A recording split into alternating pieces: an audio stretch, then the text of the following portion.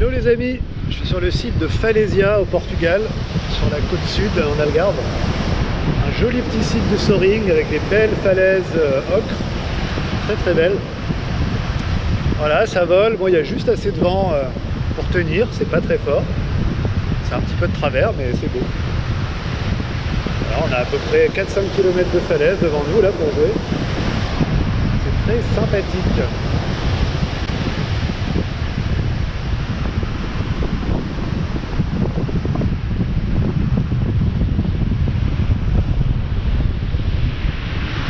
Tout à l'heure les locaux étaient là, les Portugais, ça volait pas, là, ils sont tous repartis et voilà, ça s'est mis à voler, là on est 3 ailes en l'air, ça tenouille, il faut une bonne voile quand même, il y en a un qui vient de se poser à la plage là, il n'a pas réussi à tenir.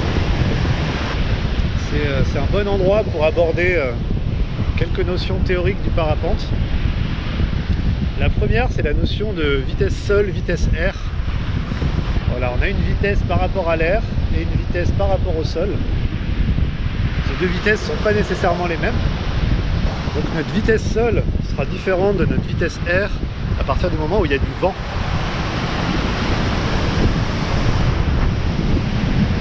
Et là aujourd'hui il y a du vent, c'est ce qui nous permet de tenir en soaring. On a du vent qui vient du sud-est aujourd'hui, donc là il vient un petit peu en face de moi sur ma droite. Et donc là je suis plutôt face au vent. Donc je vais me mettre bras haut. Ok, on va observer ma vitesse face au vent.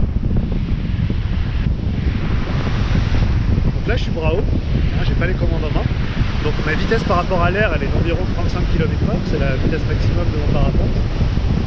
Et ma vitesse par rapport au sol, elle va être de 35 km/h moins la composante de vent qui me ralentit un petit peu. Alors on va voir, je vais avancer un petit peu, puis je me retournerai, je ferai un demi-tour et là je me retrouverai plutôt vent de cul. Je garderai la même position de main et on pourra constater la différence de vitesse par rapport au sol. On va voir la falaise défiler beaucoup plus vite. Allez, je fais demi-tour, je passe vent de cul, je me repositionne au-dessus du relief et je me remets dans la même position bras haut que tout à l'heure. Ma vitesse air c'est toujours la même, hein, 35 km/h, mais on peut voir que là le paysage défile beaucoup plus vite. Ma vitesse sol là elle est bien plus élevée.